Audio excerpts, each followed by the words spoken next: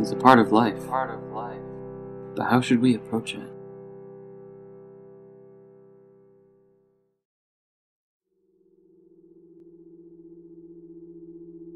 End-of-life care has been a topic filled with debate and controversy for a very long time.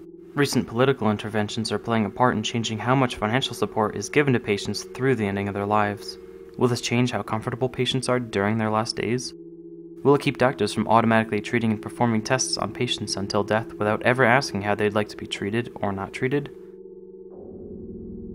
Our pets are made very comfortable during the process of euthanasia, during their last moments on Earth, so why don't we treat our human loved ones the same? Why don't we make them comfortable instead of putting them through tests until death?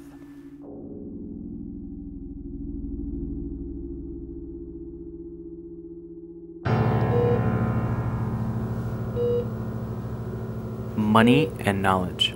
There's too much money being spent and too many futile options given to patients during their last days. Elderly patients dying in ICU undergoing unnecessary tests and procedures more in the US than other countries. Also, people suffer longer in the ICU approaching death than our pets do when in the vet because of the doctors and hospitals' tests striving for longevity. This can be attributed to more money for Medicare versus veterinary hospitals within the US and more money to our health than that of other industrialized nations.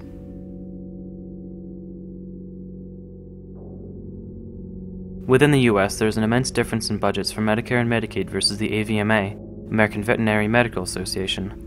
For the year 2011, the proposed budget for Medicare and Medicaid services is a staggering $782 billion, while the AVMA budget is only $29.5 million. The Medicare budget jumped 6.6% from 2010, while the AVMA budget only increased 3.1%. Comparing other countries' health spending to the US, it's obvious who spends more. As the United States puts more money as part of the GDP, gross domestic product, into health, the life expectancy still does not reflect positively. The US spends double that of the other countries shown here, while their life expectancy is higher than ours.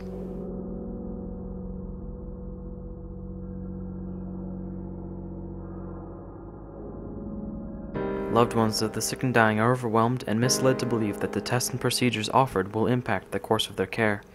The reality is that there are many options, maybe too many of them. Living wills and open dialogue amongst family members and loved ones are key to determine the course of end-of-life care.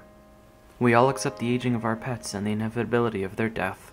With this in mind, it is standard to make them comfortable when their life comes to a close, yet our loved ones endure numerous tests and procedures in hopes of lengthening their lives. We need to come to terms with the fact that we are all mortal and that death is a part of life and cannot be changed. The only acceptable treatment should be that of comfort measures complemented by the presence of loved ones.